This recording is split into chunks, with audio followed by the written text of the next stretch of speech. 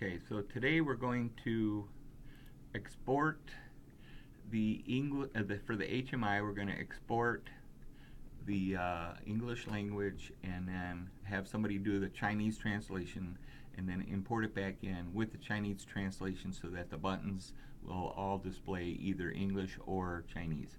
So to do that, you have to go to Languages and Resources and hit Project Languages, and then you pick the language you want. We already have English and we want Chinese, which I already pre-selected, so that's cool. So those are the two languages we're going to have.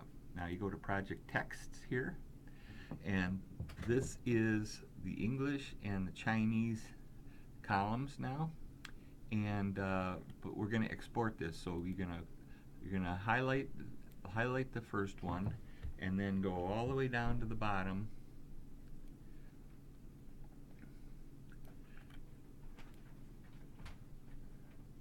and we have it all highlighted. So they're all selected, and then we go to export. That's this thing right here. And you need to set the target language to the new one, which is Chinese.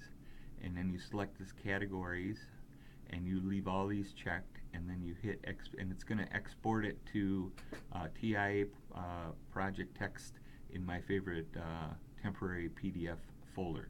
So I'm going to export it, and it's going to write over the old one because I already did this before. And it's failed because I had left it open from the last time. So I have to make sure that's closed. And then I go back to here and try it again. Export. Select by categories, leave them all on. Select the target language, Chinese. It's going to the same place. I'm going to write over it. You go yes, and it's rewriting over it, and it's done. And then that's all you got to do. And just to check, we can go look at. So when we do it, we're looking at it, and we're going to call it up, and it has the U.S. and it has the Chinese stuff. Okay, and this is all.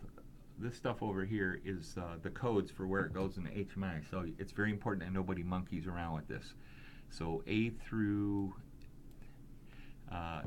D should be protected, so nobody can change it, and actually A through E, because you don't even want to mess around with the English stuff. And they're going to be changing the stuff in column F. And if you go down here, see, here's all the English stuff, and they're going to be putting the Chinese equivalent in here. And G through N or whatever should all be protected, so nobody can change it.